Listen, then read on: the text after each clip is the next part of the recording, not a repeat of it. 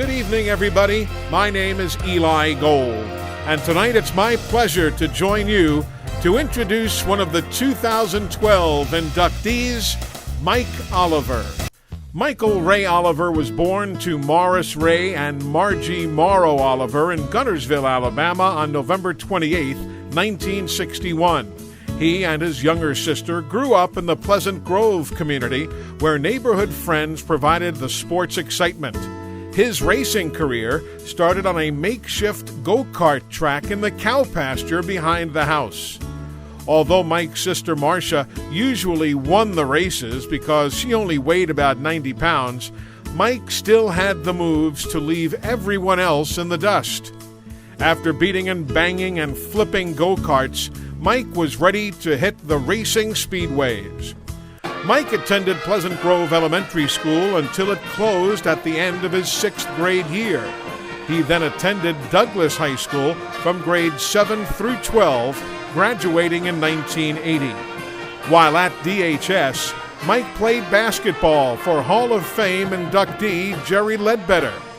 Mike is pictured here wearing number 44, along with longtime friend and crew member Jimmy Crawford wearing number 32. Mike was number 50 on the football team, playing center and kicker. As the team's place kicker, under the direction of Marshall County Hall of Fame inductee Coach John Allen, Mike led the Eagles to their first ever victory over the Boaz Pirates when he kicked a field goal in overtime for a 9-6 win. Mike started his racing career at Huntsville Speedway at the age of 14, under the strict guidance and encouragement of his dad, who was also a longtime driver and mechanic. Mike would sneak into the car and pose as his dad, but was better and faster than his dad, so he quickly became the full-time driver.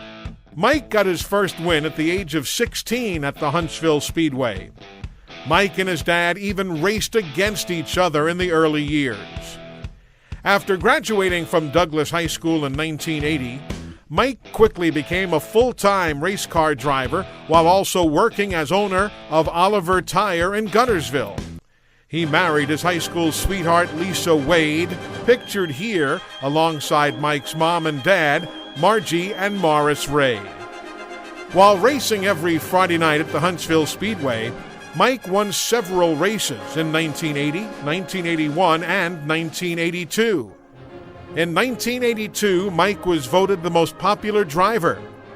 Pictured here is the late Howard Bentley presenting the most popular driver trophy. Mike eventually moved to the Southern All-Star Touring Series that traveled to many asphalt short tracks in the Southeast.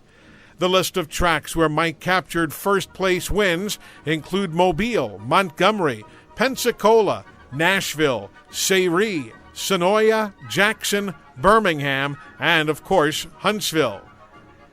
This photo was taken as Mike, driving the R&D Electronics number 41, took the checkered flag for the Snowball 100 in Pensacola, Florida. Mike broke track qualifying records at Tri-County Speedway in Hudson, North Carolina, Birmingham Speedway, Huntsville Speedway, Montgomery Speedway, Sayre, and Nashville Speedways. He is also the winningest driver ever at the Huntsville Speedway. Mike not only was the Southern All-Star National Champion in 1992, but also became the first two-time winner of the Southern All-Star National Championship in 1993. Mike is pictured here with Lisa and son Michael after winning the Davy Allison Memorial Race in Birmingham. After his second national championship in 1993 in the Southern All-Stars, Deep South Racing of Huntsville approached Mike about driving a NASCAR dash car. Mike drove the car for the first time at the Tri-County Speedway in North Carolina and grabbed the victory, as it was the case the following week at the South Boston Speedway in Virginia. The team quickly decided to give the NASCAR Busch Grand National Series a chance. Starting out at Martinsville, Virginia, Hickory, North Carolina, and Myrtle Beach, South Carolina, proved to be a successful start for the number 28 prototype Pontiac. Starting Starting on the outside of the front row next to Labonte is Mike Oliver out of Guntersville, Alabama. We haven't talked much about him. Mike has only run 9 of these events so far this year and has not finished in the top 5. But I'll tell you what, he's a fine young driver. And green flag falls, and Labonte has an early lead. But look at this, Oliver charging around on the outside. A two-groove racetrack all of a sudden, and Oliver takes the lead down the back straight. That's Oliver on the outside, the 28 car. He doesn't care if Bobby Labonte's involved in a points chase or not. He's going to try to win this thing. Very impressive qualifying showing. Now we'll find out if he can go the distance. Oliver leads him down into turn number 1.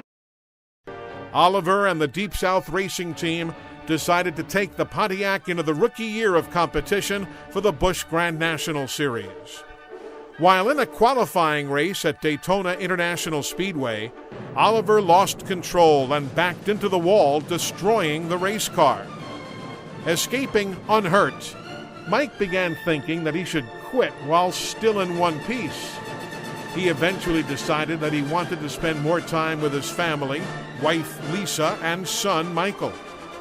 According to Mike, racing takes a great deal of time away from home and family, and I just wanted to be home. It is almost impossible to stop racing. It gets in your blood like a drug. While I was racing, Alan Kulwicki, good friend Davey Allison, and Clifford Allison lost their lives either in the race car or flying to a racetrack. My life and family were more important, said Mike. Today, Mike and his family live in Guntersville, where they operate Oliver Tire and attend Guntersville Church of Christ. Mike Oliver left a legacy of over 150 wins and at least 5 broken track records behind when he retired in 1994. His latest return to Huntsville Speedway was in 2008 as the official starter, and he gave the most famous command in racing, "Gentlemen, start your engines." Ladies and gentlemen, class of 2012 inductee, Mike Oliver.